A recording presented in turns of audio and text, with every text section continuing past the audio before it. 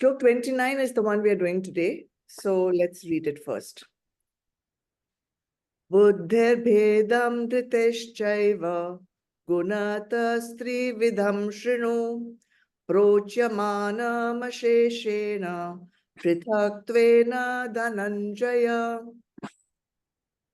Bhagwan says, now here, Arjun, the threefold division based on the predominance of each guna, of understanding buddhi and firmness, dhriti, which I shall explain in detail one by one. Check. One second, please give me a moment. I need to check the. Okay.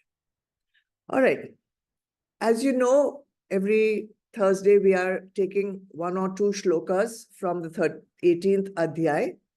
And we have already done 3 kinds of knowledge, 3 kinds of actions, and 3 kinds of doers or kartas or personalities. So Bhagwan says, we are born with some sanskars, right? Now these sanskars are based on our past experiences. And the predominant guna of those sanskars will dictate the kind of actions we will do, and they will dictate the kind of personality that we have. So does it mean that now we are born with some sanskars, that is our knowledge base, let's say, and so for the rest of my life, I just have to act according to that knowledge base, according to those sanskars, according to those impressions. So it feels like we don't have any choice in our actions. But that is not true. It only appears to be that way. We can definitely change from being victims of our sanskars into masters of our sanskars. So how will we change our sanskars? We change them by changing the guna. Guna, you know definitely what it means, sattvic, tamasic, or rajasic. So if we make an effort at changing our guna in every area of our life, then it is possible that we are no longer victims of our sanskars. We actually change our sanskars. What will be needed to make this change? So in this beautiful shloka, which is an introduction to the next 6 shlokas, Bhagwan says 2 things are required. What are they? Intellect and firmness. Buddhi as well as dhriti. So what is buddhi and what is dhriti? We have to understand. Buddhi or intellect, it's a part of our mental equipment. We are born with it. Who is born with it? Humans are born with it. Only humans. So this is a faculty which is the crown jewel of the humans. It's called vivek. It's our ability to discern, to discriminate between truth and untruth. Dharma, adharma, sat, asat, mithya. And what is real and what is illusion. Birds, animals, fish, other living creatures do not have intellect. They do not have buddhi. On what basis do they operate? They operate only on instinct. Only on instinct. They cannot judge what is right and what is wrong. Whatever is their past prakriti, on that basis only they will operate. But we have the ability as humans, see, prakriti is what we are born with. Then when we train our intellect, we can elevate that prakriti and make it into sanskriti. Refined prakriti is sanskriti. But we have to make an effort to train it. If we don't train it, if we don't do anything at all, then this prakriti will become vikriti by itself. You don't have to make it, you don't have to degrade it by doing anything. Just doing nothing, just leaving the intellect as it is, doing absolutely no sadhana, doing no training, by itself, prakriti will become vikriti, degrading. So it is more effort to raise our level of thinking. We need absolutely no effort to allow it to degrade. So this is something that we have to, as spiritual seekers, be very conscious of. So what exactly are we going to train? The intellect. What is the intellect and what is mind? People are a little confused about these two. So what is mind? Let's see the mind. Mind is the seat of emotions. All our emotions are created in the mind. When we get a stimulus, we react to the stimulus. That is happening at the level of the mind. The mind gets a feeling, gets an emotion, thinks of something to do, but it cannot decide. So immediately it will think of another option, another option, another option. So we always say the man does sankalp vikalp. It cannot decide. It does not have the ability to decide. It is not made in order to decide. Okay, it is only made to react to stimulus. And the mind is the first response to any stimulus by giving a feeling or an emotion. Now let's see what buddhi does, or intellect. Intellect analyzes the situation. Mind reacts to situation. Buddhi or intellect analyzes the situation. Is in the archives of the mental equipment for any past information on any experience we have had earlier with this situation. Based on the information it receives from the archives, it makes a decision. And what does it use to make decision? It uses logic and reasoning.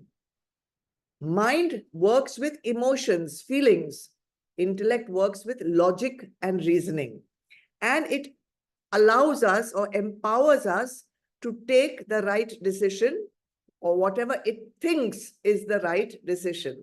That also we have to be careful. It's not always going to give you the right decision. It depends on whether we have trained the intellect or not. It depends on whether we have upgraded the intellect from prakriti to sanskriti or allowed it to go into vikriti. So conscious training of the intellect is going to be needed in order to overcome our jnanam. Remember, knowledge, three kinds of knowledge, which is dictating our actions and which is creating our personality. So once we know that the intellect has to be used and this training has to be done, it's not going to be a very easy task, and it's not a very short task either. It needs constant work on it. And therefore, the second necessity for overcoming our gunas is dhriti. Dhriti is firmness. Firmness means to stay determined. You have got one idea, you have got one decision. Now stay determined to do that action till its logical end. Most of the time we get the right answer. Oh, this is correct. And then immediately the mind takes over and gives you a vikalp, right? Because the intellect has not been trained to change the mind. The intellect has not been trained to master the mind. So dhriti will help us to stay firm. Dhriti will give us fortitude. Dhriti helps us to stay on track, even though the situation or the circumstances may be unpleasant. The action may not be very comfortable for you. But if you have developed dhriti, if you have developed forbearance, determination, firmness for your goal, then you will be able to follow it through till its end. So these are the two things you need to overcome from being a victim to a master of your gunas. What does intellect do? Intellect helps you to choose between Shreya and Priya. What is Shreya and what is Priya? Shreya is what is good for you, what is in your highest interest, what is prescribed by the Shastras, what is your dharma. That is Shreya. But all these things are not always very pleasant to do. So instead of choosing that, we choose Priya. Priya is what is comfortable for you. Priya is what is easy for you. Priya is the shortcut.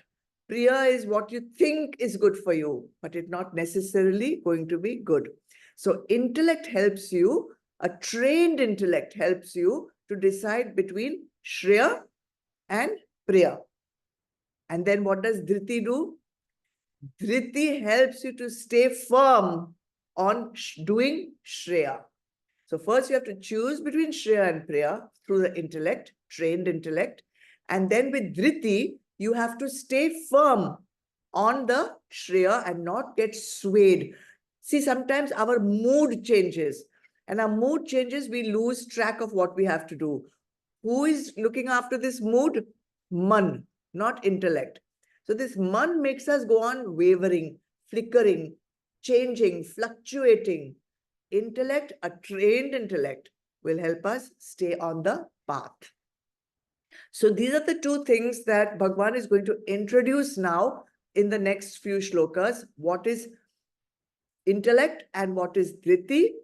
And one interesting thing in this shloka, if you notice, Bhagwan calls Arjun Dhananjay. Dhananjay. It's another name for Arjun. And I always tell you, Bhagwan chooses the right name for Arjun when he wants to partake or when he wants to share some point that he wants to make. So what is Dhananjay? Jai means victory and Dhan is wealth. So Bhagwan is saying, you are the conqueror of wealth. Of course, Arjun has conquered many enemies. Arjun has fought many battles. He has fought many Rakshasas and Asuras also. So he says, Arjun, you are a conqueror of so many kingdoms. But now you have to conquer the kingdom of your mind. Spiritual wealth is what you require now. And you have acquired all this knowledge, all this wisdom when you trained in the Gurukul, right?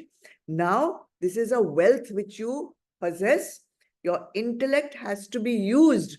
This is a wealth that you have. You can transform your life and overcome your Vishad. Remember Adhyay 1? Arjun was so despondent, so morose, so gloomy, couldn't decide what to do because his mind had overtaken. You understand? In Adhyay 1, Arjun was the victim of Sankalp Vikalp. Arjun was a victim of his mood.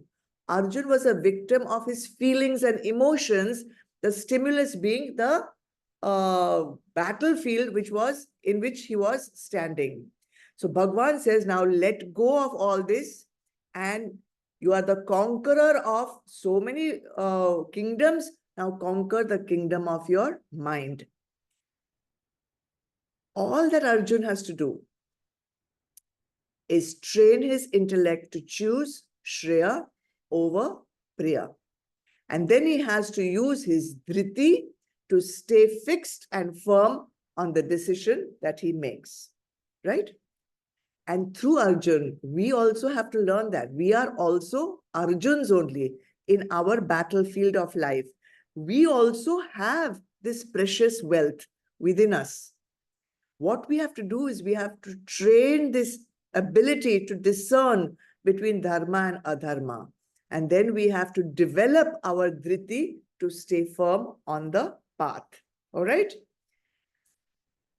Now, if I want to train my intellect, then first and foremost, I have to recognize whether my buddhi, whether my intellect is already in which condition. Sattvic, is my buddhi rajasic, is my buddhi tamasic?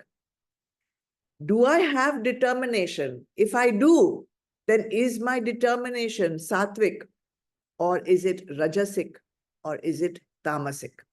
So this is going to be elaborately explained to Arjun and to us in the next 6 shlokas.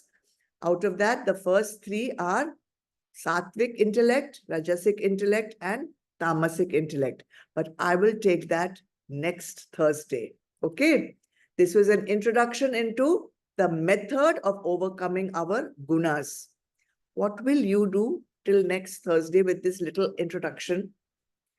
Maybe you can check from time to time, whenever you remember, are you choosing Shreya or are you choosing Priya? maybe at the end of the day, take a little inventory of all the decisions you have made and see, have you been seduced into choosing Priya over Shreya, or have you borne some difficulty? Have you tolerated some discomfort and chosen Shreya over Priya? Sadhana for the week. Okay? More next Thursday. Let me make an announcement before I forget that tomorrow we will have chanting as usual on Zoom, but Bhakti will only be at the center and not on Zoom. Okay? Oh.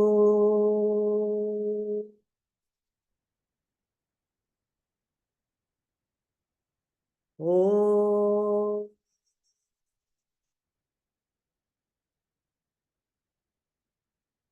Oh.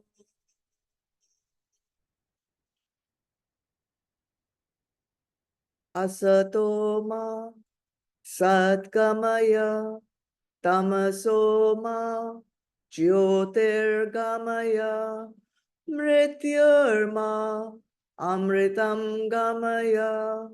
Om Shanti Shanti Shanti.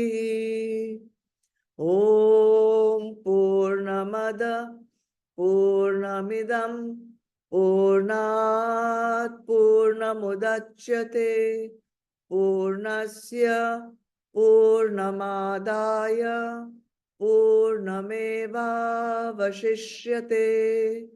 Om Shanti Shanti Shanti. Hari Om. Shri Gurubhyo Namaha. Hari Om. Chidarpanam. Jai Gurudev.